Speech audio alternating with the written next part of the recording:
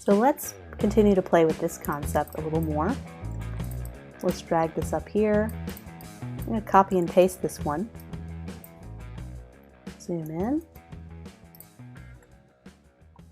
I wonder if we fill in this with a little lighter shade of gray, which will eventually be a color. Let's put this in the back. I'm going to arrange, send it to back, and I'm going to change it to be a really light gray.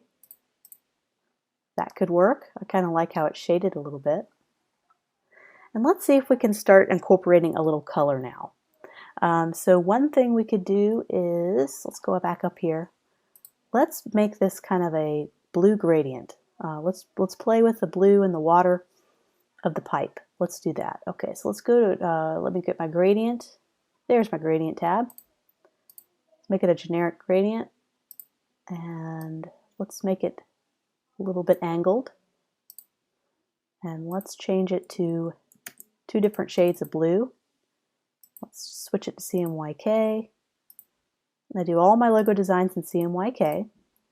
And I can always convert it to RGB at a later date.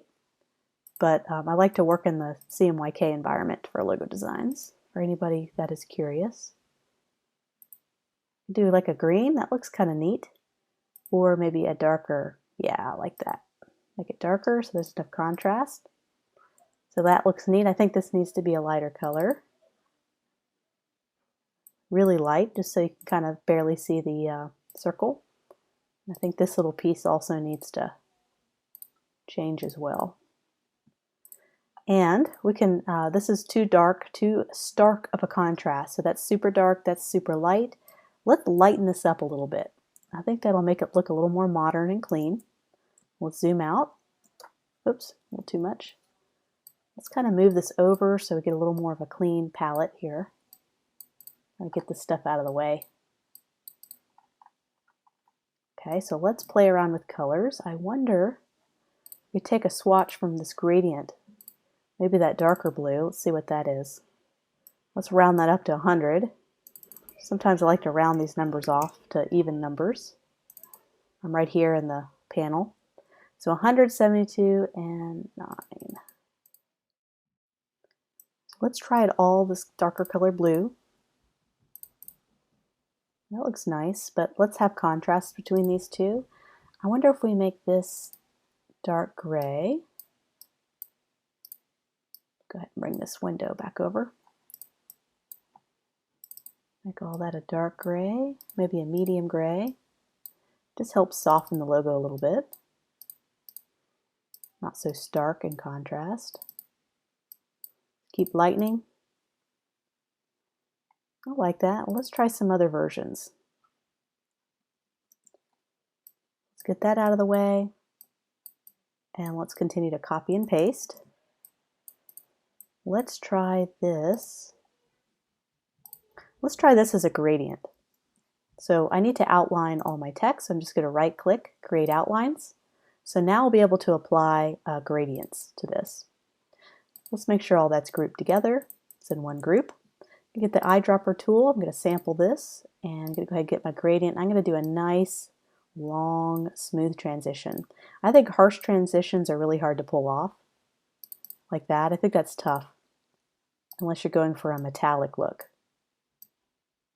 I'm just going to keep trying to get the right sample.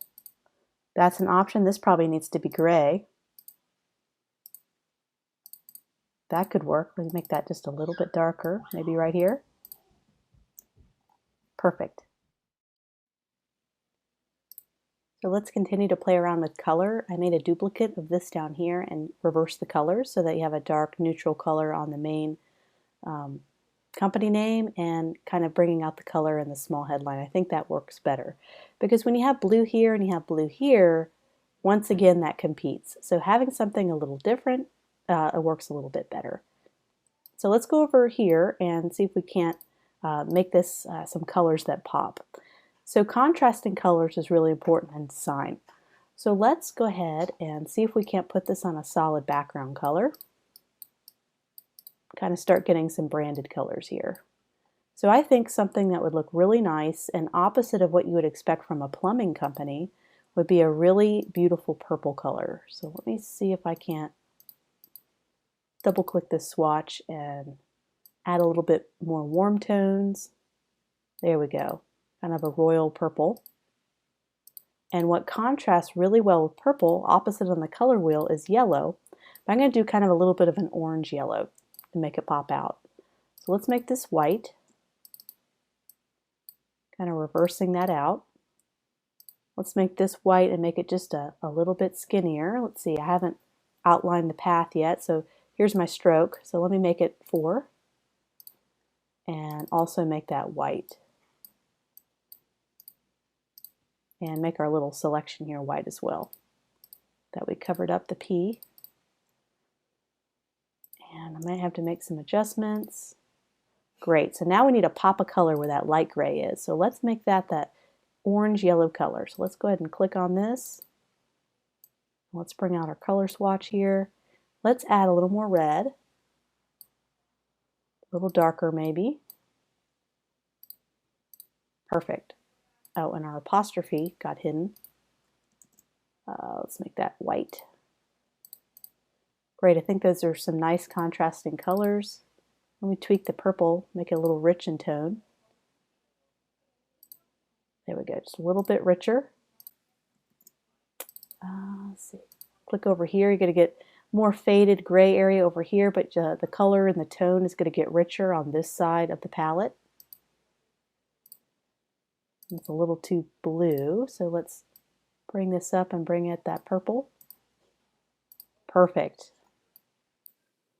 So that is an option, and I think there's a little detail that we can add here to make it look nice. So we'll do that next. So I wanted to add a little bit of a manual drop shadow instead of just selecting this and doing a drop shadow that would look generic. I want to do a little shadowing right under here to make it look like the P is resting as the top layer. So this is exactly what we're going to do. We're going to grab kind of a medium gray color. Whoops. Let's go ahead and deselect that. I can always put that on a separate layer and lock it if I didn't want to accidentally grab it. But let's get our medium gray again. And let's trace this. And let's zoom in quite a bit. We're going to trace where I think a little nice flat drop shadow would be. And this is popular in flat design because you don't really want to have anything blurred. You want to have everything flat and clean. So having a nice straight edge drop shadow looks really good. And I'll be able to kind of show you what this looks like in a minute. So I'm going to do Command and do the bracket, or I believe it's Alt if you're on Windows, and bracket, and just send it backwards in the layering system. Just a little cheat shortcut I use. Okay, now let's do our shortcut and zoom out. And let's sample, let's do a lighter gray. We don't want there to be such a harsh transition of that shadow. Let's do really light gray. So you see that? So now it looks like the P is casting a shadow right here. Let's straighten up that edge here. And let's make sure it's even on both sides. So it's just a little accent. I think it makes it look nice and flat. Let's do a little bit of a darker shadow. Maybe right there. Oop, that's too much. Let's go back. Just do a tiny bit more. There we go, perfect. We could even do a drop shadow here the same way, but I kind of like it just there. It looks nice. And I want to make this orange just a little deeper. So I'm going to move it over to the right. And there's my old color, there's my new color, and look at the more rich tone as I move to the right of this palette. Great. I'm really liking how this is coming along. Just tweak that right here, make that go up just a tad. Doing some font tweaking. I think this could be our final choice, although I may extend that drop shadow just a little more. Right there. It's all about tweaking. Feel free to zoom in as much as you want to really perfect it. Because if this logo is going to go on vans and large posters and banners, you really want to make sure there's not any flaws or any issues, because that's going to show up. The larger piece this is going to be on, the more those imperfections show up. So zoom in 1000%. Just really make sure you got it exactly how you like it. So let's take a look at all our options and figure out which one we think will be the final choice.